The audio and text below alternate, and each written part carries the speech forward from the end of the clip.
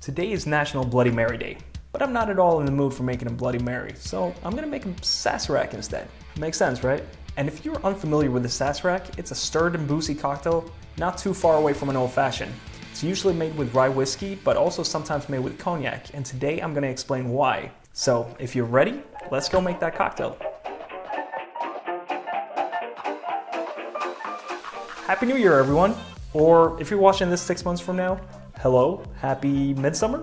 If you're new to my channel, welcome. I hope you'll enjoy what I do and how I do it. And if so, feel free to subscribe, give me a big thumbs up, and tell all your friends and family about me. But for now, let's get 100% serious. The Sazerac was created in the mid-1800s at the Sazerac Coffee House in New Orleans, and initially it was made with Sazerac cognac. A Sazerac made with Sazerac at the Sazerac. That sounds about right.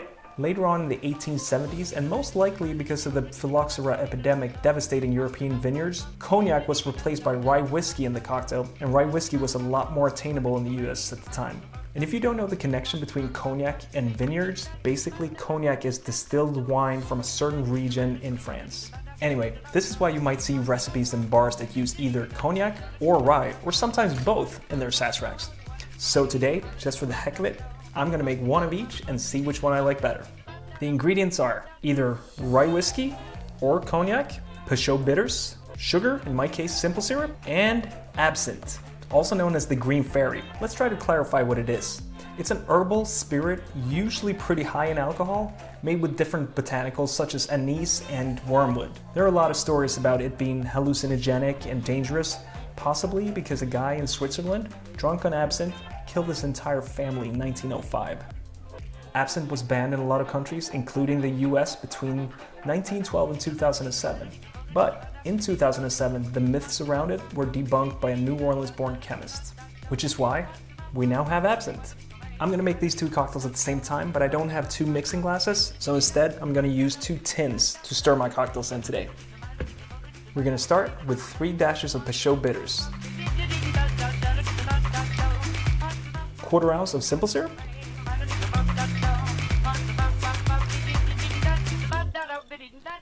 2 ounces of cognac,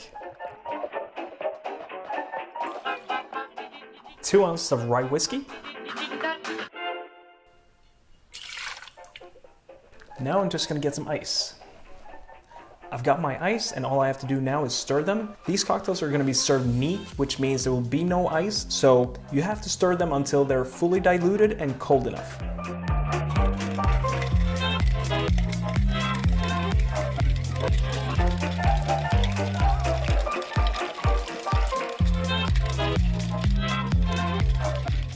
And now you might be thinking, well, he's forgetting about the absinthe. He didn't put the absinthe in, but I'll show you.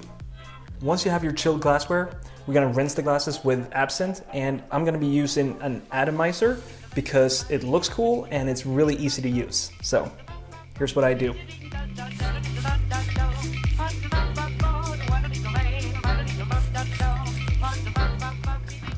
My cognac Sazerac, and my rye whiskey Sazerac.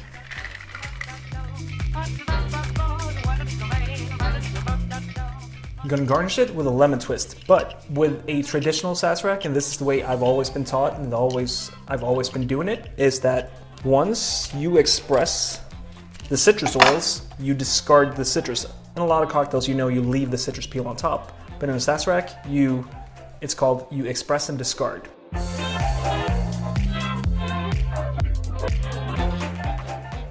Before I taste these and compare them, I just want to mention something. These, like I said in the beginning, these are really close to an old-fashioned. It has a spirit. In one of them, it's even whiskey, sugar, bitters, just like the name of my channel, and that essentially is an old-fashioned. But then you add the absinthe to it, and that makes it a Sazerac. So that's a good thing to know when you think about how to make cocktails and knowing cocktails in general. Also, something that I want to touch on is that you might see different recipes where people will put maybe 2.5 ounces of spirit in there, less sugar, a different sugar. They might use a sugar cube with a splash of club soda and muddle it. And all of this is right, First of all, it comes down to preference, what you like and what your guest likes. But it's also important to understand that I said that I put simple syrup in here. you don't know how much or what ratio my simple syrup is. This is a 1-to-1, meaning 1 part water, 1 part sugar, simple syrup, very easy. Another factor that plays in is the alcohol level, the ABV on the spirits that you use. This rye whiskey is 50 ABV and this cognac is 45 ABV, which both are pretty high. But when I taste test them, I'm gonna bet that the cognac one is gonna be a little bit sweeter, a tad sweeter, because the alcohol here is less than the whiskey. Plus, rye whiskey is a little spicier, which also interprets as dry when you drink something. Enough talking, let me try some cocktails. So I'm gonna start with the cognac one.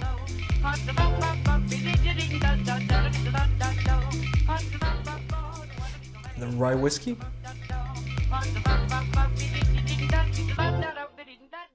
Just like I suspected, the cognac one is a little bit sweeter, not only because it has less alcohol, but also probably because, like I said, cognac is made from grapes. So that could definitely play in.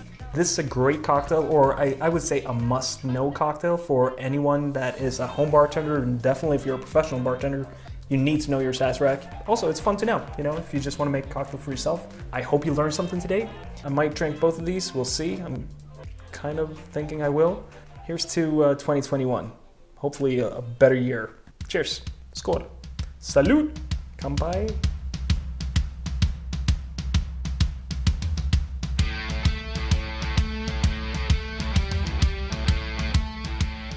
Also, before I forget, some of the information that I gave you today, I got from these 2 books, Joy and Mixology and The Booze Hound. Just so you know, it's a good read.